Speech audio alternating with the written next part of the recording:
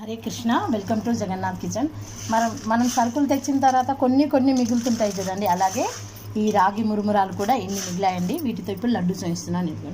బెల్లం అండి, దీనికి తగినంత బెల్లం, నీళ్లు వేసి దీన్ని పాకం బట్టి ఉడికించుకుంటానండి.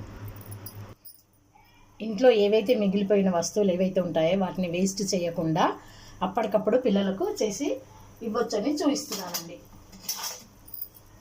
అంటే మళ్ళీ ఇంత మిగిలిపోతుంది కదండి, కొంచెం ప్రతి వస్తువులు మిగిలిపోయిన దాన్ని మళ్ళీ ప్యాకెట్ చేసి పెట్టడం చేయకుండా అప్పటిదప్పుడే మిగిలిపోయిన వస్తువులను చేసేసి క్లియర్ చేసేయాలి. ఆ వస్తువును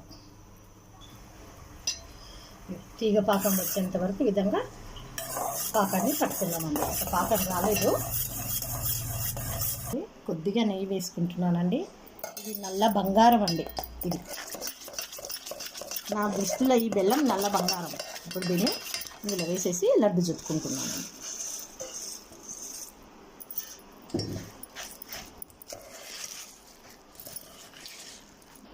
ఈ విధంగా 2 లడ్డూలు అయ్యాయండి. ఈ విధంగా చేసి దేవునికి నైవేద్యం పెట్టుకుందామండి. ఈ లడ్డూలు చాలా హెల్తీ అండి.